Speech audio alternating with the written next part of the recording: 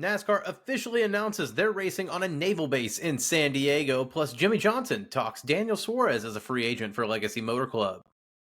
Welcome back to the Breaking Bob channel. Hope y'all are doing well on this Wednesday night or whenever you're really watching this. We've got a lot to get into. It's a major day in the NASCAR world, but hit that subscribe button so you don't miss a thing. And people of the Breaking Bob channel probably knew this was coming because a couple of days ago I talked all about NASCAR's race out in San Diego. We'll talk all about that, but yes, we've got a lot to get into. Let's talk first about the announcement today. NASCAR is heading to San Diego next year, Coronado Island, specifically on a naval base.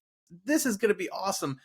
But the social media announcement that NASCAR did with multiple drivers, Joey Logano, Noah Gragson, William Byron, Carson Hocevar, Chase Elliott, and Chase Briscoe, absolutely incredible. Cinema-like quality, truly. I mean, this could probably give F1 the movie a run for its money if they had put more film into this. And NASCAR even had the behind the scenes ready for it for fans. This was just incredible the way they rolled out this announcement. And I gotta say, for NASCAR's social team, by the way, before we get off at a tangent about the race itself, they are absolutely killing it this year on the social media world. Twitter, Instagram, it's all really well done. I'm thinking back to all these driver-led skits. You've got the Bear skit with Ryan Blaney, Carson, Ricky Stenhouse, and Ty Dillon. You've got Carson Hocevar back in Miami at Homestead doing the GTA-like video. The social team is absolutely on fire this year. Whoever is running that, well done. Chef's kiss to you. Now let's get back to the racing part of the announcement here. They're racing on Coronado Island out in San Diego, California, on the west part of the island, the naval base out there. Now, this is the naval base that, yes, has been featured in Top Gun. It's an iconic part of the military world as far as the U.S. goes. And what better way to celebrate? I believe it's the 250th anniversary next year of the Navy in America than to bring a NASCAR race to one of your biggest or most famous naval spots in the whole country. This is as American as it gets, ladies and gentlemen. It doesn't get any more American than that. And to have it on Father's Day weekend, the last weekend of June in 2026, that's pretty darn cool as well.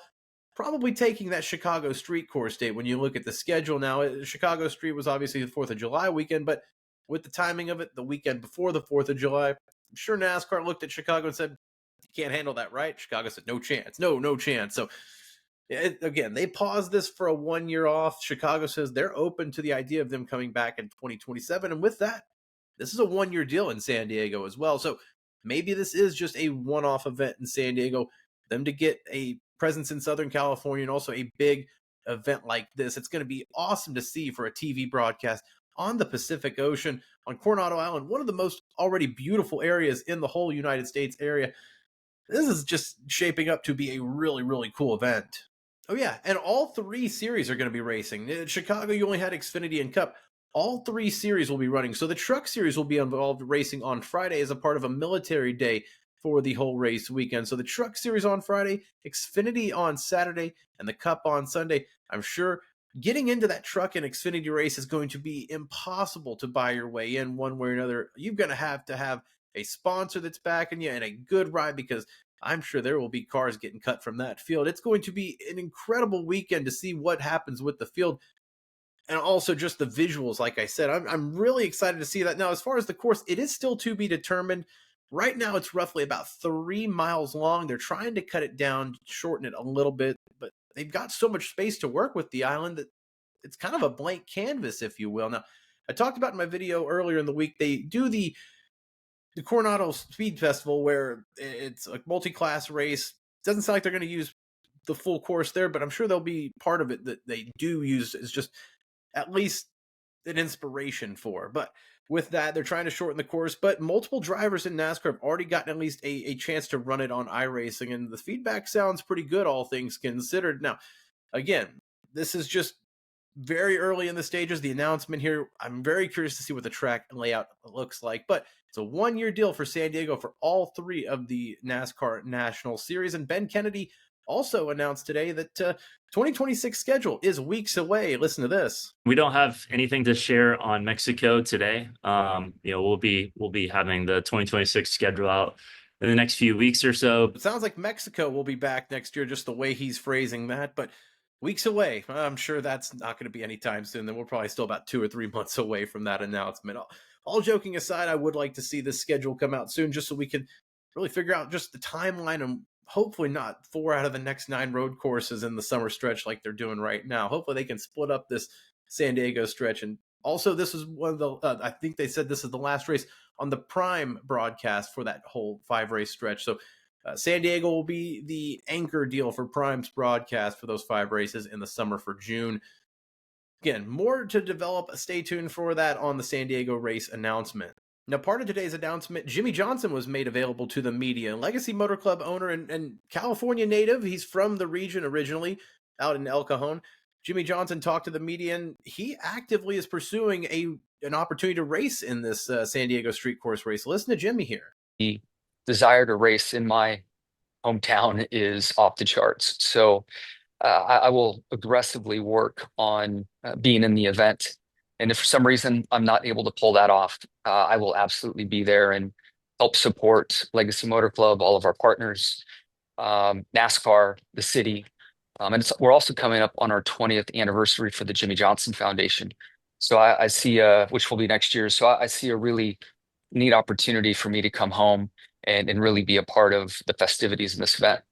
Aggressively working on it. Okay, well, interesting to hear that. And we don't even know if Legacy Motor Club is going to have 3 or 4 cars next year. So that's something to watch there. But Jimmie Johnson, of course, he just finished up race number 600 in his career at the Coke 600 at Charlotte just a few months ago. Would have been a really cool way to go out, but instead this might be even better way to storybook a career. Now, again, not trying to age Jimmie, and he even said later in that Zoom call that he's not trying to retire right now. He still thinks he has years of racing in him. But Legacy Motor Club owner, part-time racer now, Jimmie Johnson, sounds like he is actively trying to race in the San Diego street course next year. That'll be a cool sight to see if he does get in. Jimmie also confirmed that Legacy Motor Club is actively still pursuing that 3rd charter. Of course, they are in the middle of a lawsuit right now with Rick Ware Racing and TJ Pusher, who's trying to buy Rick Ware Racing and those 2 charters. It's a mess right now, but Jimmie did confirm that and also talked about Daniel Suarez, who has recently been released from Trackhouse, or I guess they're splitting apart after 2025. Suarez is an active free agent. Could Legacy Motor Club potentially talk to Suarez about a ride next year? Would love to think about him seriously, but I don't have a seat. On top of the fact, I'm not sure if and when, we'll get a seat as we're trying to acquire our 3rd charter. So I would look hard at him if we were prepared and ready and moving in that direction. But in this instance, I highly doubt timing's going to work out. But I think he's a great talent and should have plenty of options.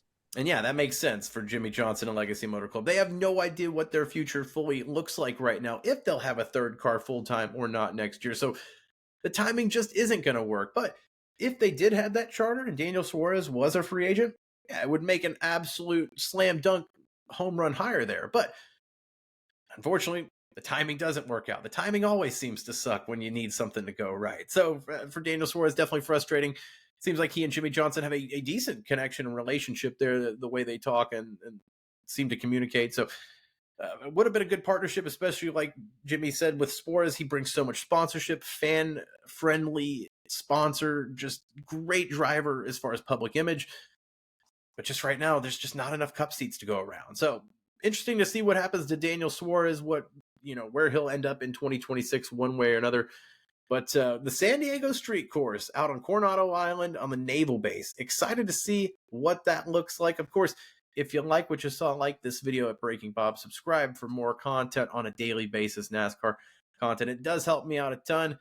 Norman didn't make the video today, but he is down there. He is literally sleeping at my feet. So he took the night off. Give him a break. I know the comments loved him last time, but hopefully you just can deal with a little bit of Bob today. I'm going to stop rambling. You've only watched this because of the San Diego video, not because of Norman, probably. If you did, though, he's down there. He is down there. But stay tuned for more, folks. I'll see you next time. Thanks for watching.